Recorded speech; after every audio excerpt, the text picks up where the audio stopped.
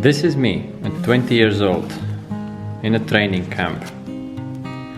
It was really cold that year. This is the same year, but in summer we won by quite a margin there.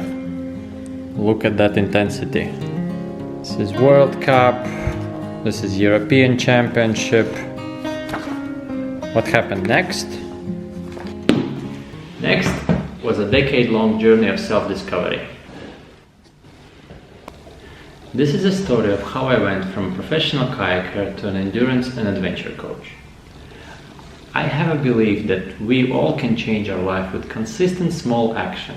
Imagine you're leading a comfortable life. You go to work, you go to the gym 2-3 times a week, you enjoy your afternoon cup of coffee, things like that.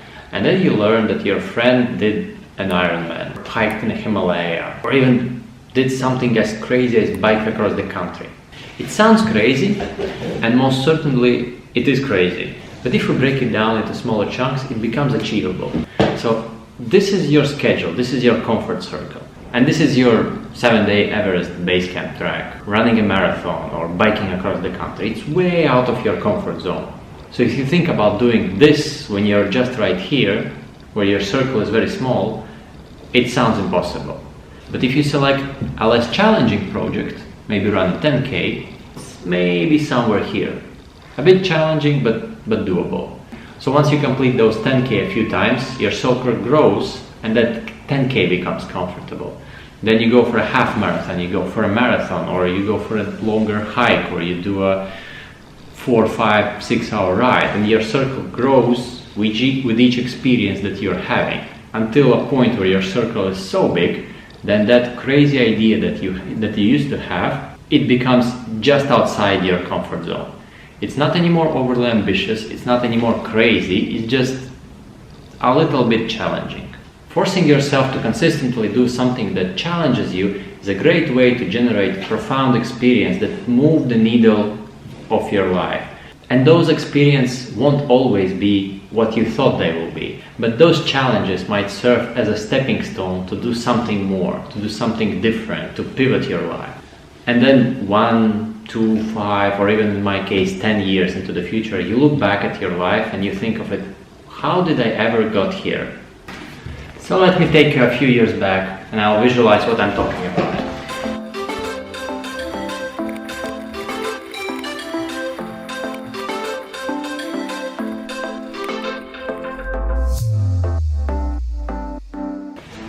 So that year, when we were not so fortunate with the weather, that was actually the year when I thought I was in my best shape.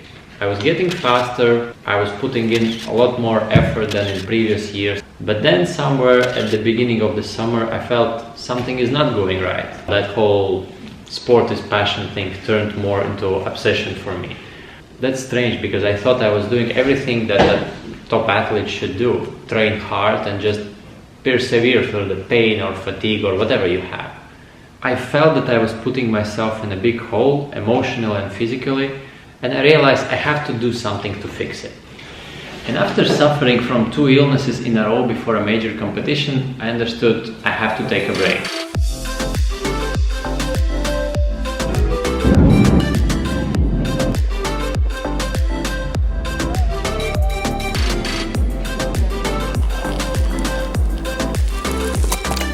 I spent the next 4 months traveling around Europe with my backpack and not worrying about any strict training schedule. I went running in every new location. I swam whenever I could find a pool. I was doing some hiking, cycling using city bikes, so I stayed active throughout that time. So my studies abroad ended and I returned home and I thought it's a good opportunity for me to pick up kayaking again. I didn't have any expectations, I went down to basics, focusing on building strength, building endurance, not worrying about how I will perform in the next race. I quickly realized that taking a break was the best decision I ever made in my sports career. I was getting faster and stronger with what seemed like less effort than I used to do. I was back to my previous fitness surprisingly quickly, and over the next season I improved quite a lot of my long-standing personal records. It seemed that I found a way how to listen to my body, get better, get stronger, and just kind of reach bigger heights. But again, it felt strange, as if something was missing. So naturally, I went back to the same method that helped me last time. I bought myself a one-way ticket and flew to Southeast Asia.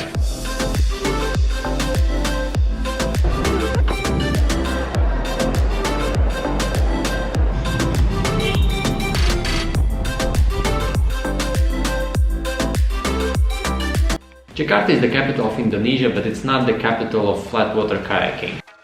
At that point of my athletic career, it was not the winning that I was after, but rather the challenge to get better, to improve myself. And for that, all I needed was to get as diverse of an experience as I can.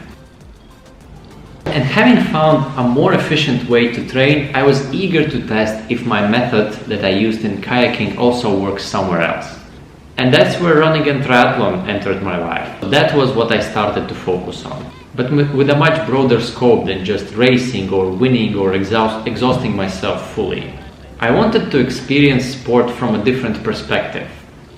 As a beginner, but having the athletic experience and background that I have. And I went on to learn about all of these areas that impact us and obviously impact the athletic performance. The daily schedule, time management, recovery, nutrition, mobility training. All of that found their way into my future training plans and made a significant difference on the result. And that's where I came up with this idea of training for adventure, not training for a race. I was so excited by the idea that I even put it on a shirt. It's never about one race. It's not about running a faster 5K. It's not about running a marathon or running a marathon faster.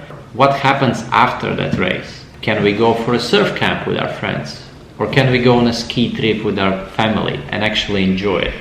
Train for Adventure method is based on listening your body, developing a connection with it, not punishing it for something. Instead, working with it, building it stronger and more resilient. For a long time I lived in search of peak performance. I competed at the highest level. I've been through injuries and overtraining and multiple setbacks. I balanced training with studies and work. I had sleepless nights as a father, and I started from scratch on multiple occasions. I did so only to discover this one thing. Peaks come and go, but life goes on. Excitement about a certain achievement might last for a while, maybe a day, a week, or even a few months, but it eventually will fade, and then the question will be, what next? And that is because that peak that we work towards is never an end destination. It's just a stepping stone to an even better and stronger you. I'm happy to share my process with you and coach you to your next peak. So, get in touch and let's train together.